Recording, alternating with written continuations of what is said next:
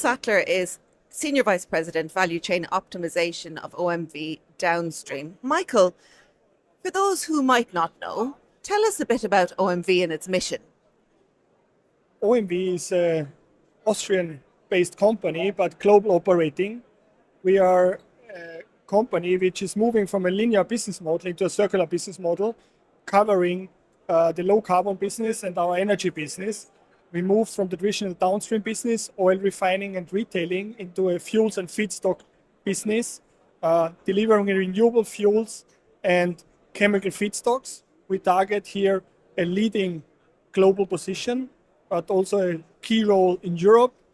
And we play a key part with our daughter company Borealis, where we play a key part in chemicals and materials business as well. Now, talk to me about sustainable aviation fuel. Can it be seen really as a game changer for the aviation industry? Let's face it, it is very CO2 intense. It is very CO2 intense, that's a fact. It's also one of the segments which is very hard to electrify. While on the road, it's a much easier task. It's of course tricky for the aviation business. That's why sustainable aviation fuel is really, from our perspective, one of the elements which will help the aviation industry to decarbonize very quickly as well. Quickly is of course again a challenge and an opportunity for us, as on the one hand there is a legal framework, especially in Europe, developed now, which says 2% blending mandate in 2025.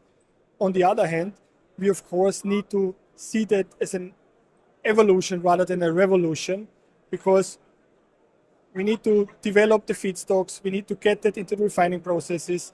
We know how to hydrotreat as a first step vegetable oils to get a kind of a HEFA SAF, but on the long-term targets for 2050, which is in the refuel aviation package, there's more needed.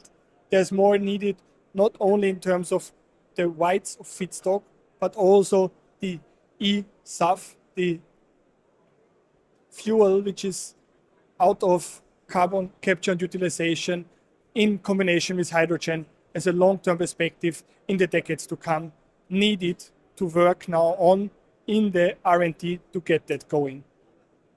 Now, tell me, what are the strategies for effectively measuring and calculating greenhouse gas emissions through the value chain? I believe there is a set of methods used today which is very coherent. There's the life cycle analysis, there is a feedstock definition. The task we see now is to harmonize that, to generate equal level playing fields. So there is quite an ambitious European target, which is excluding first generation feedstocks to a large extent. On the other hand, there is a full life cycle assessment, which is on the in the US much more open for the different feedstocks. So we need a level playing field for that. And then I believe science is helping us to get really a set of KPIs along the value chain which help us in measuring that. And then of course we need to properly audit that as well and commit that we use these standards which are agreed. How about blending rates and future trends in the aviation industry?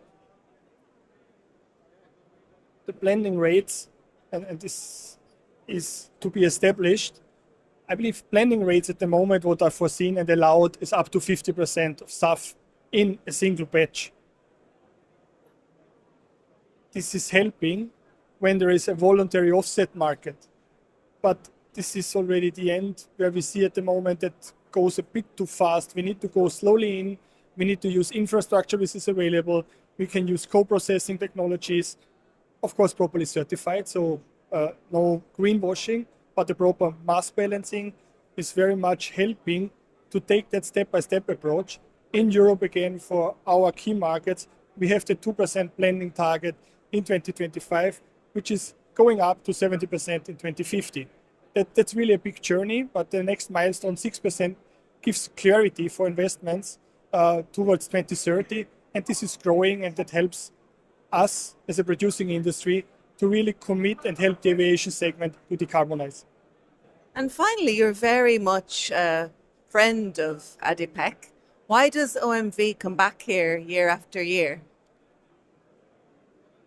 We have a close connections to the Emirates. We have one of our key shareholders here. We have key investments here. We like to connect. It's a big event where the world is coming together. It's good to exchange, create a joint vision for decarbonization, also to exchange on the challenges, but then also go back home, reflect, and take the things forward and meet people again next year here to say, where are we on this journey for decarbonization? Wonderful. Thank you very much for speaking to us, Michael. Thank you. Thanks for having us.